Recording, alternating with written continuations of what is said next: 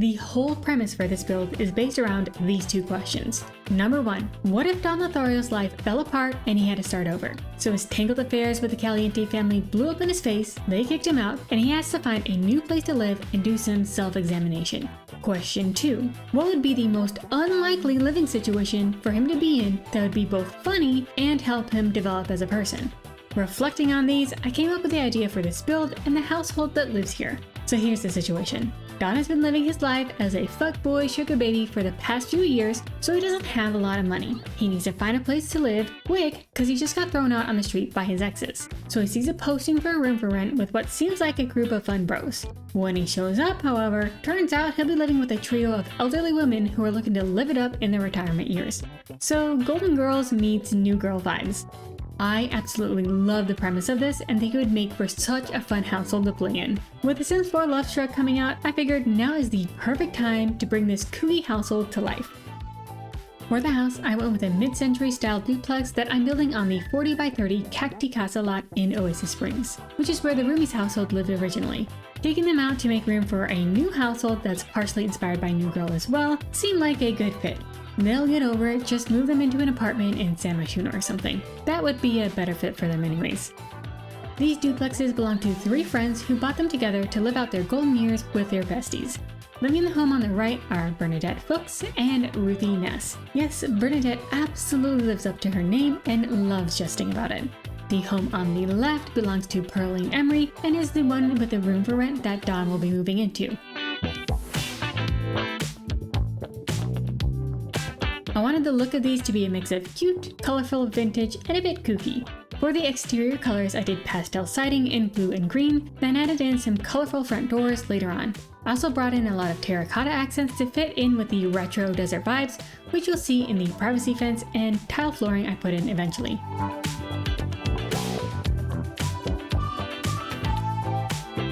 I really like the patterned cement pillars I used out here. They remind me of those breeze blocks you see in older homes. I love those in real life too, so I really wish we had more things like that in The Sims. Also, I really want some of those thick glass blocks you see in a lot of old bathroom windows and showers. I know so many people hate those things, but I adore when a space has a bit of a funky, maybe slightly off-putting retro aesthetic.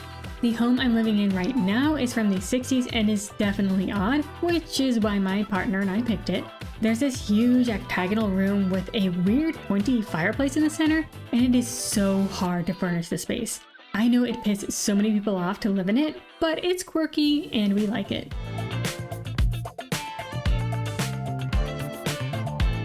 I skipped ahead here until after I got the floor plan figured out because it took quite a while to get that sorted. Trying to fit in all the rooms plus different levels with platforms in these smaller duplexes was a challenge, but I got there eventually. Both these homes have 2 bedrooms, 1.5 bathrooms, a nice sized kitchen, and a sunken living dining space. The house with the green kitchen is Bernadette and Ruthy's, and the one with the blue kitchen is where Pearline and Don live. Initially, I was going to have Pearline and Bernadette live together because I think they'd be a fun duo, but I ended up changing it later on. Since Ruthy's style is more masculine and polished, and I wanted Don to suffer a bit more, I swapped it so that he'll be living with Pearline because she definitely has more of a cutesy aesthetic. His cringy bachelor pad, trying too hard to be cool and sexy vibe, butting heads with her soft, sweet, welcoming granny vibes is a fun juxtaposition to me.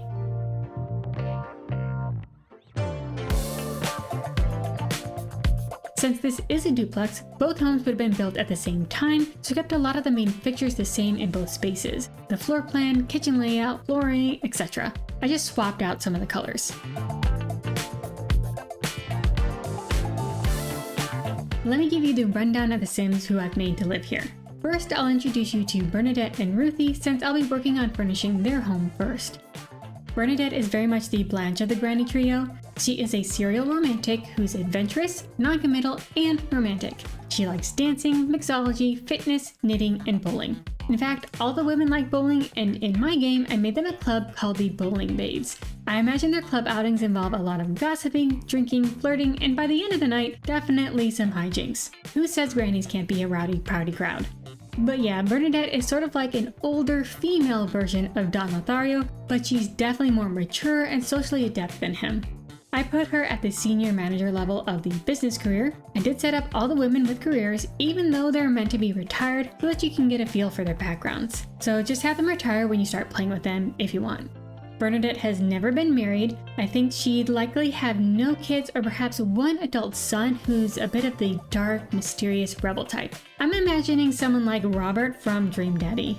Bernadette has always been a powerful, poly, slutty queen, but in her retirement, she's looking to really step it up with all of her extra free time. I'm thinking Don is going to feel quite conflicted about her. His sexist, macho worldview is going to be challenged by her, but he's also going to really look up to her as an ethical slut role model. Maybe he'll even develop a bit of a crush?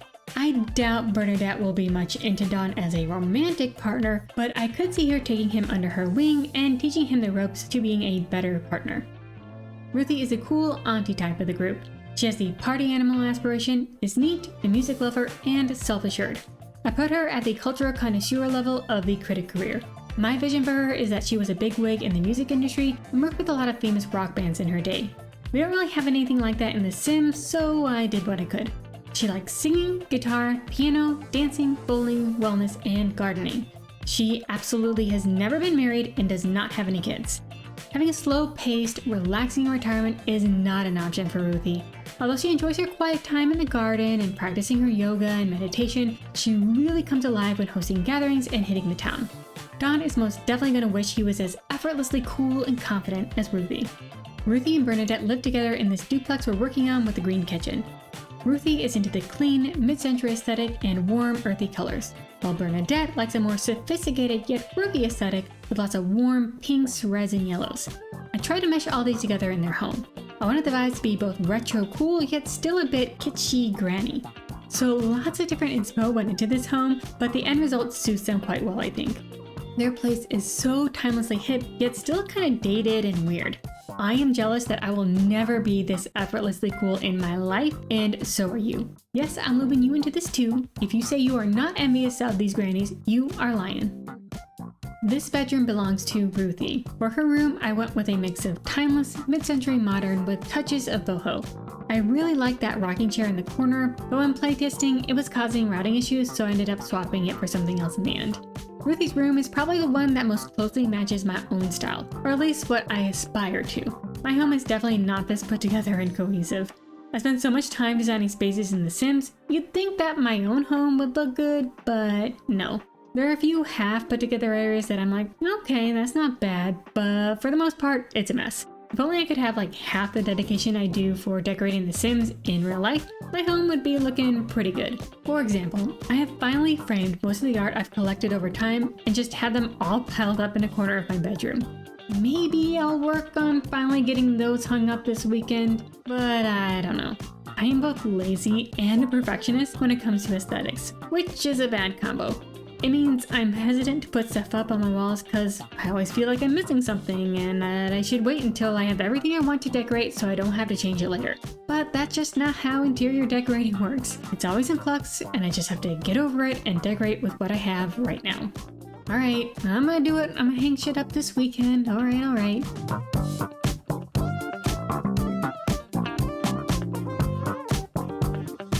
This pink bedroom is Bernadette's.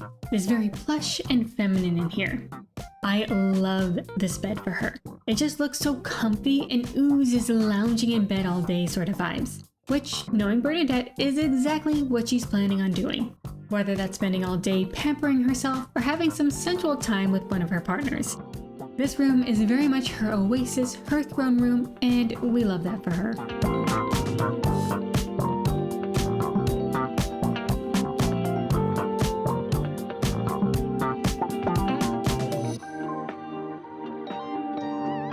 Moving over to Pearline's home now, let me introduce you to her. She has the neighborhood confidant aspiration, is outgoing, a foodie, and a dance machine. She likes baking, cooking, cross-stitch, and of course, dancing and bowling. I was lightly inspired by my own grandma when making her.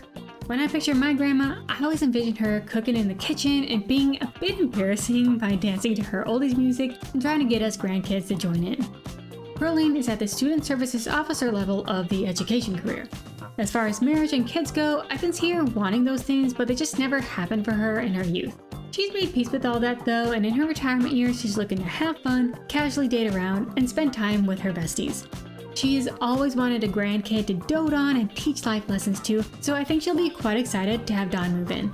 Although he is a disaster of a man, she can see the good in him and will be able to encourage that side of him to come to the surface with some empathy and tough love. Don is probably going to have a bit of a rough time adjusting to living with Pearline. Initially, just on the aesthetics front, he's going to be conflicted about bringing back Days to a place that's so obviously an old lady's retirement home. Thankfully for him, his bedroom is the first door off the entryway. I can also see him trying to schmooze his way into Pearline and the other ladies' good graces and thinking they're going to be pushovers with delicate constitutions. Oh, how wrong he will be. These ladies are going to have some fun with this boy.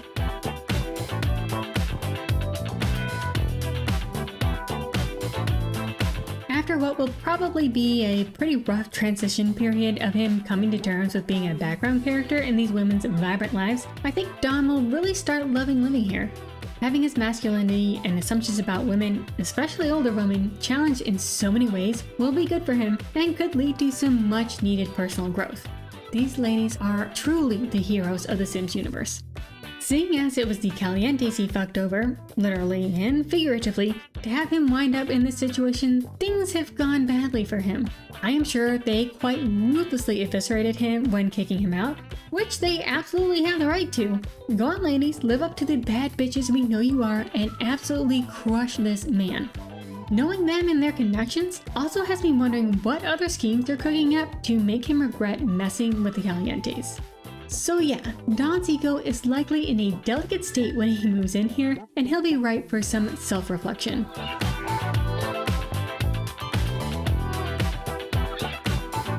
This journey to a more open, honest, and ethical form of sluttiness for Don will pair perfectly with the new romance and relationship dynamics we now have in The Sims. Finally, we've got poly open relationship rep. No longer does having multiple partners have to be seen as a negative thing by the game. I have been wanting this for so long. Creating poly and other non-traditional households are dynamics I really enjoy exploring with my Sims, so I am super excited that type of gameplay has more support built into the game now. From what I've seen and heard, there's definitely more room for improvement, but I'm still so happy we finally have some form of rep now. Initially, I was ready to pay full price and pre-order this pack, which I never do, but after seeing some of the reviews, I'm probably gonna hold off on it. The main thing I was interested in was the poly relationship options, which is base game, and the pack doesn't seem like it really adds all that much meaningful depth to romantic relationships. It seems neat still, but not full price expansion pack worthy. As a sex positivity advocate, personally and professionally, I want to support this type of content and still have a pull to buy the pack just for that, but I'm not entirely convinced.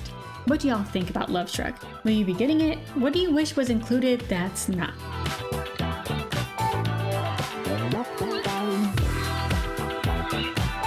Okay, I've been yammering on like this whole video. I should probably focus a bit and talk more about what we are actually building here. So we've moved on to the exterior now. These ladies are all friends and want to be living it up in their golden years, so I make the backyard into one shared space, perfect for both relaxing alone time as well as entertaining any number of guests. Off the back porch is a really nice big patio with a pool and hot tub. I wanted to continue the use of platforms to create varying levels in the backyard like I did inside. So you'll see in each of the different zones, I seek down certain areas. On the pool patio, I created a sunken hot tub space. Then surrounding it, I wrapped around bar counters and put in some seating. I envision pool parties and hot tub dips being regular parts of these ladies' lives, so having bar seating around this area will be a perfect complement to this.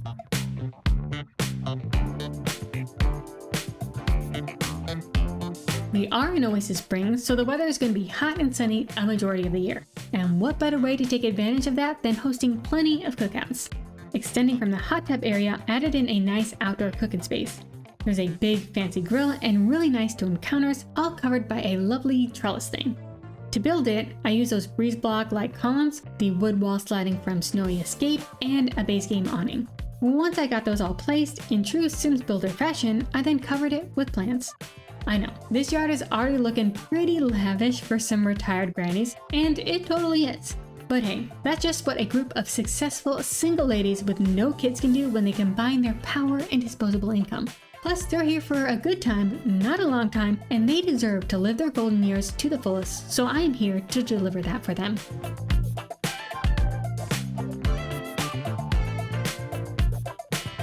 Over in Bernadette and Ruthy's converted carport, I put in a built-in bar. Ruthy loves socializing at a good cocktail party, and Bernadette is into cocktails in every sense of the word, or words. So having the bar be on their side of the yard fit like a glove. Besides the bar, I also put in a games table and jukebox in this covered area. Whether they're gossiping together over cards, playing strip poker with dates, or swindling Don out of his money, our ladies are going to get good use out of this area. On the other side of the patio, I put a pair of lounge chairs, an umbrella, and drinks tray. Perfect for spending a lazy day by the pool and working on your tan. The back wall in the carport was looking too flat and blank, so I put some more of that wood slatting and used it as a trellis for more plants. I know, it doesn't make sense logically that the same plants we used in the full sun area around the grill would also thrive in this shaded spot over here, but it looks good and cohesive, and this is all pretend, so just go with it. You probably weren't even questioning that before I mentioned it, and now you are. But whatever, you now notice it, you will also now not question it and get on board with my choices.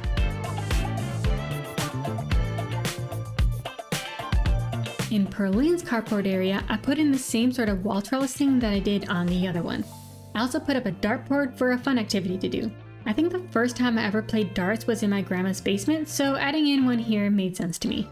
Trying to think of other outdoor features that would be nice to include back here, I immediately thought of a fire pit. I don't really see any of these ladies being big bonfire babes, so instead I added in a double-sided outdoor fireplace here. On the exterior side of it, I made a sunken seating area with a couple of outdoor couches. Then on the sheltered side, I put it in a dining table. Pearline loves to cook for people, so having a nice spot to sit outside and share a meal would be important to her. All the women here are big into bowling, and I didn't leave any room inside, so I included a bowling trophy case out here as well. To make this area feel a little more special, I hung up some of those string lights from Toddler Stuff. In the back corner, opposite the fireplace sitting area, I put in a garden for Ruthy. I used the raised planter beds since they'll be easier on the joints than digging straight into the ground, though even higher garden beds would be ideal. Again, I hung up more of those string lights to make this area look more polished and ready for entertaining. I cannot relate to having an outdoor space, or any space really, that is this intentional and cohesive looking, especially not my garden. I currently have empty garden bed shells sitting in a corner of my yard with weeds growing out of them, so I truly cannot relate. But hey, these ladies have had plenty of years and money to get this home decorated to perfection, so at least I can live out my landscaping dreams in The Sims.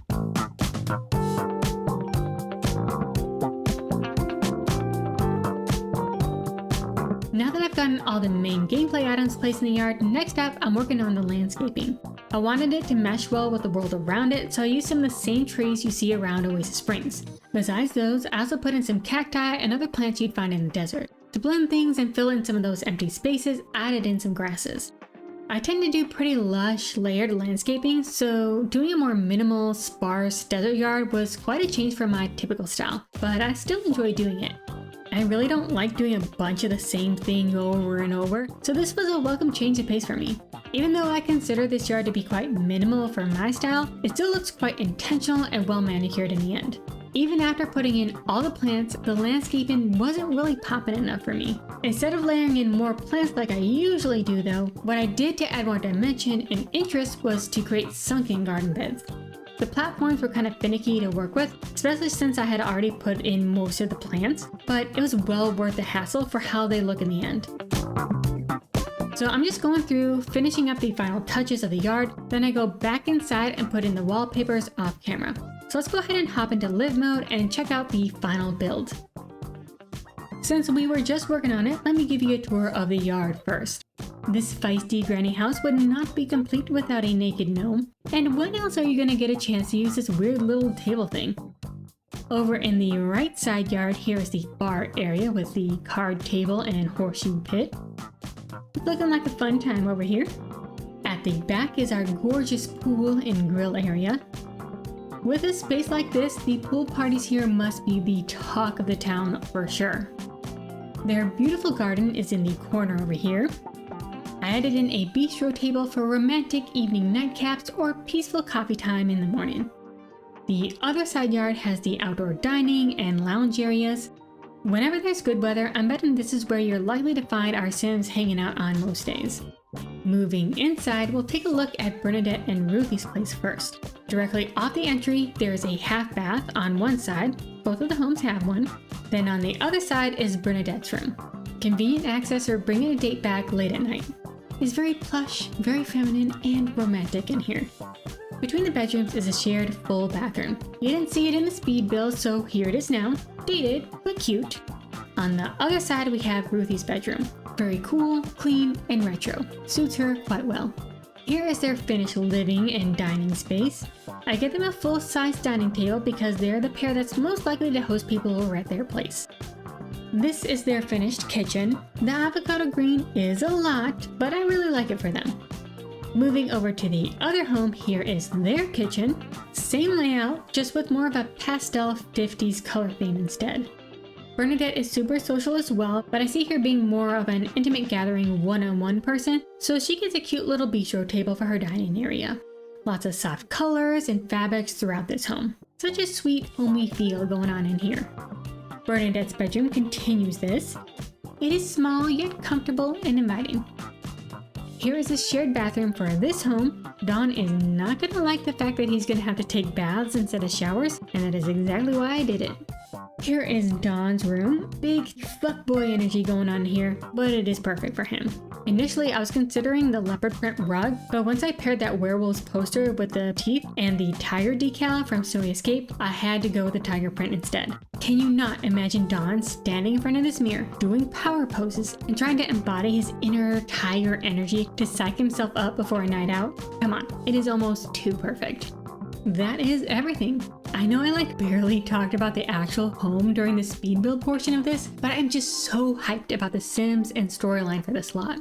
The unlikely cast of characters and funny shenanigans I can see them getting into here sounds super fun to me. I can also see some really heartwarming moments happening here too. Even if you're not interested in playing with these particular Sims, I hope to have inspired you to make some unexpected pairings and non-traditional relationships for your Sims. Thank you so much for watching. If you enjoyed your time here, click the like button. If you want to see some more unique Sims households and builds like this, be sure to subscribe and check out some of my other videos. I'll link my poly family home and retirement community builds at the end here to get you started. Remember, be kind to yourself today, and I'll see you next time.